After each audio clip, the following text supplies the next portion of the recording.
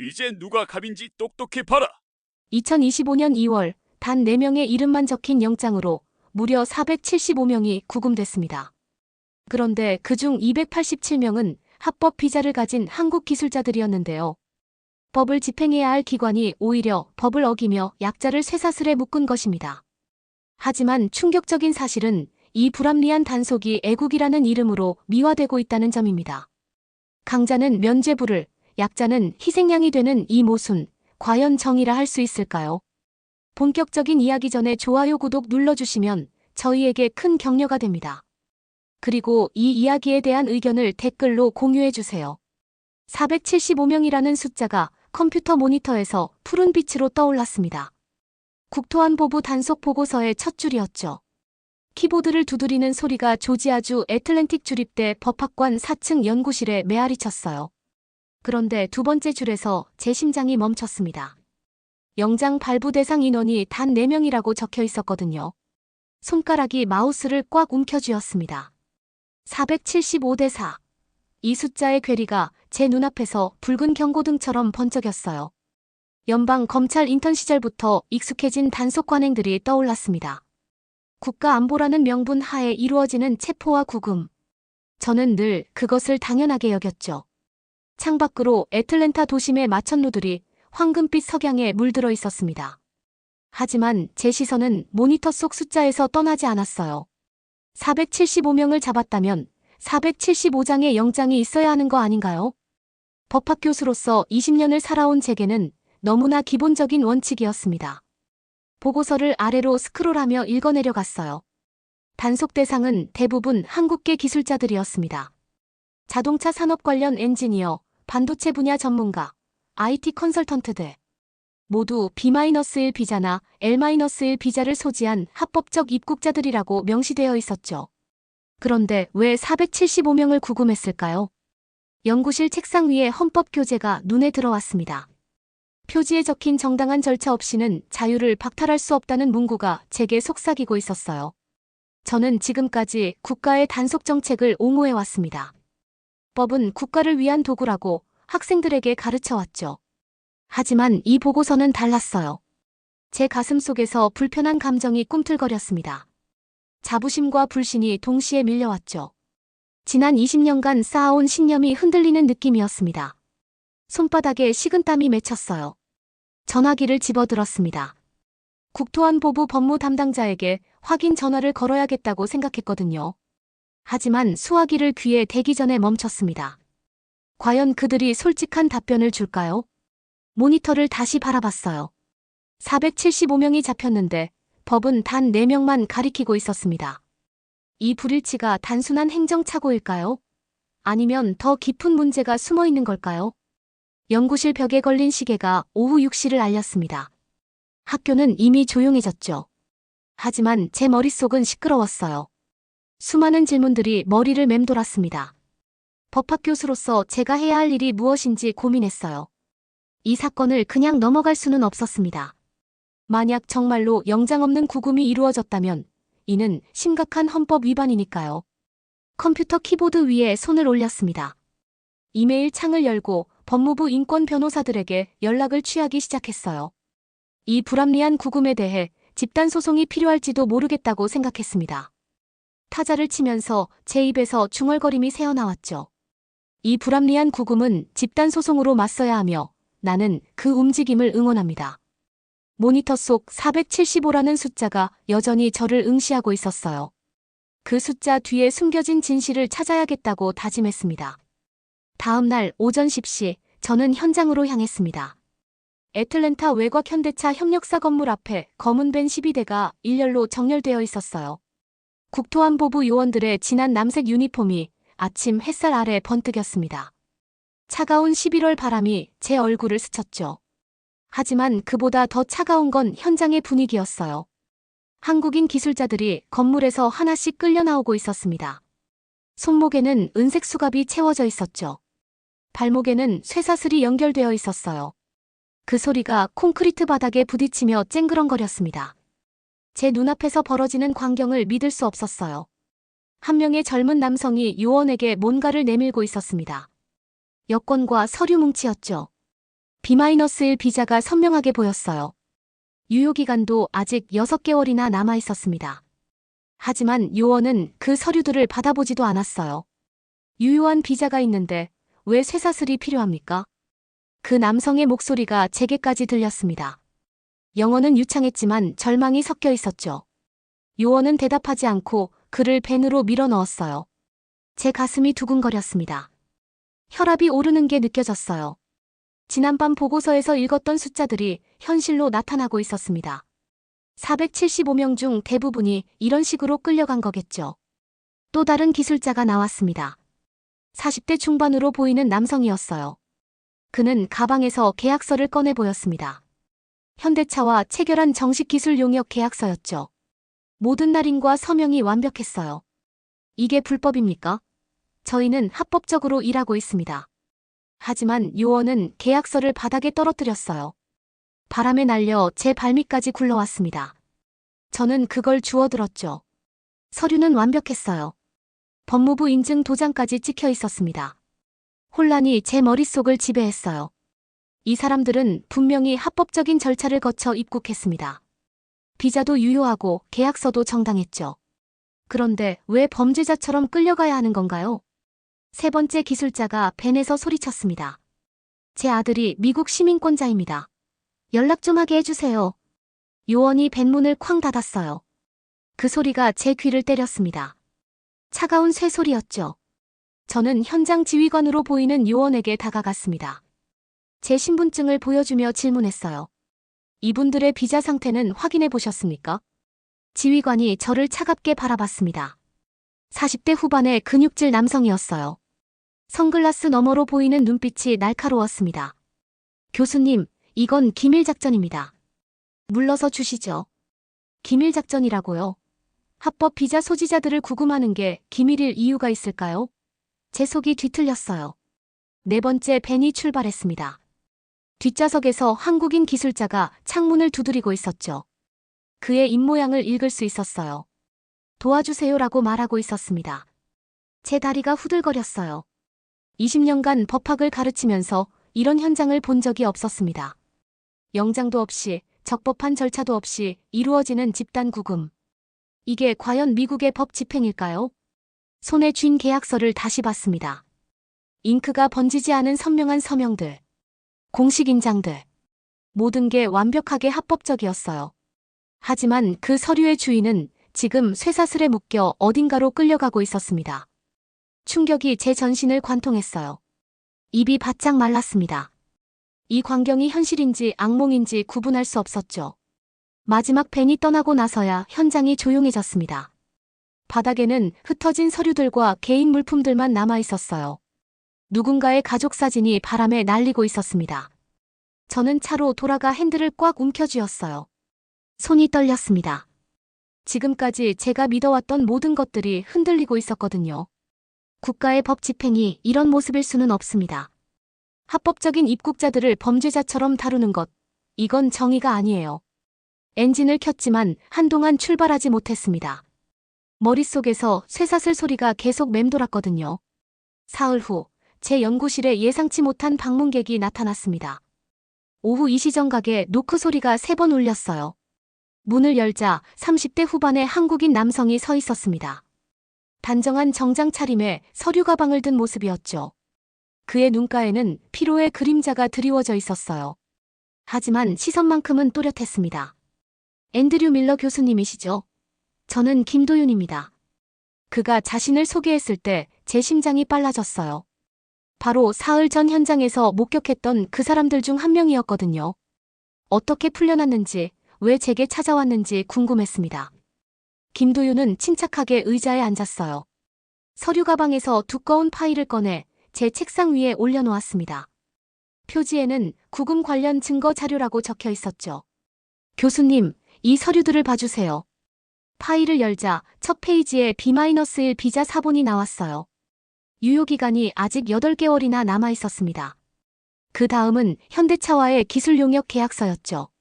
모든 조항이 법무부 규정에 맞게 작성되어 있었어요. 저는 합법적으로 입국했습니다. 모든 서류가 완비되어 있어요. 김도윤의 목소리에는 분노보다는 당혹감이 배어 있었어요. 그가 세 번째 서류를 펼쳤습니다. 구금 영장 사본이었죠. 하지만 거기에 적힌 이름은 김도윤이 아니었어요. 이 영장의 대상자는 박철수라는 사람입니다. 저와는 전혀 다른 사람이에요. 제 눈이 커졌습니다. 영장에는 분명히 다른 사람의 이름과 생년월일이 적혀 있었어요. 김도윤과는 나이도 10살이나 차이 났습니다. 주소도 달랐죠. 그럼 당신을 구금한 법적 근거가 없습니다. 김도윤의 대답이 제 말을 끊었어요. 그의 시선이 저를 직시했습니다. 차분하지만 단호한 눈빛이었죠. 네 번째 서류는 더욱 충격적이었어요. 475명의 구금자 명단과 영장 대상자 4명의 명단을 대조한 표였습니다.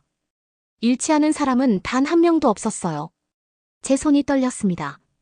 이 한 장의 서류가 모든 걸 말해주고 있었거든요. 475명 모두가 엉뚱한 영장으로 잡힌 거였어요. 계약서가 말하는 합법, 하지만 현장은 불법입니다. 김도윤의 말이 제 가슴을 꿰뚫었습니다. 20년간 법학을 가르치면서 이런 명백한 영장 남용 사례를 본 적이 없었어요. 이건 단순한 실수가 아니었습니다. 의도적인 법 위반이었죠. 창밖으로 캠퍼스의 풍경이 보였어요. 학생들이 자유롭게 걸어다니고 있었습니다. 하지만 그 자유가 갑자기 허상처럼 느껴졌어요. 합법적인 체류자도 하루아침에 범죄자가 될 수 있다면 이 나라의 법치주의는 무엇인가요? 김도윤이 5번째 서류를 꺼냈습니다. 구금시설에서 받은 처우 기록이었어요. 24시간 동안 변호사 접견이 금지되었고 가족 연락도 차단되었다고 적혀 있었습니다. 저희는 범죄자가 아닙니다. 그런데 왜 이런 대우를 받아야 했을까요? 그의 질문이 제 내면 깊숙이 박혔어요. 학문적 양심이 꿈틀거렸습니다. 이 불법 구금을 그냥 넘어갈 수는 없었어요. 하지만 동시에 두려움도 밀려왔습니다. 국토안보부를 상대로 문제를 제기한다는 건 정치적 자살행위일 수 있거든요. 제 교수직과 연구비, 모든 게 위험에 빠질 수 있었어요. 김도윤이 마지막 서류를 내밀었습니다. 다른 구금자들의 증언서였어요.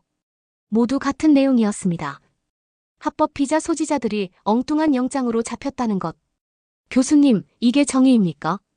그의 눈에서 간절함이 묻어났어요. 법학 교수인 제게서 답을 찾고 싶어하는 눈빛이었습니다. 제 머릿속에서 두 개의 목소리가 충돌했어요. 하나는 정의를 위해 싸워라라고 속삭였고 다른 하나는 조용히 넘어가라고 경고했습니다. 서류들을 다시 한번 훑어봤어요. 모든 증거가 명백했습니다. 이 구금은 불법이었어요. 문서 한 장 한 장이 법의 왜곡을 여실히 드러내고 있었습니다. 김도윤이 일어나며 말했어요. 교수님의 결정을 기다리겠습니다. 문이 닫히고 나서도 그의 마지막 질문이 계속 울렸습니다. 이게 정의냐는 물음. 그 답을 찾기 위해 저는 무엇을 해야 할까요? 일주일 후 제게 예상치 못한 전화가 걸려왔습니다. 오전 8시 30분 연구실 전화가 요란하게 울렸어요. 발신자 번호에는 연방정부 직통이라고 표시되어 있었습니다. 수화기를 들자 차가운 남성 목소리가 들렸죠.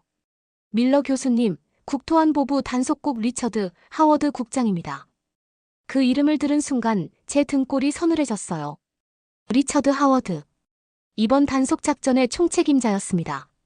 왜 그가 직접 제게 전화를 했을까요? 30분 내에 연방 빌딩으로 와주시죠. 중요한 논의가 있습니다.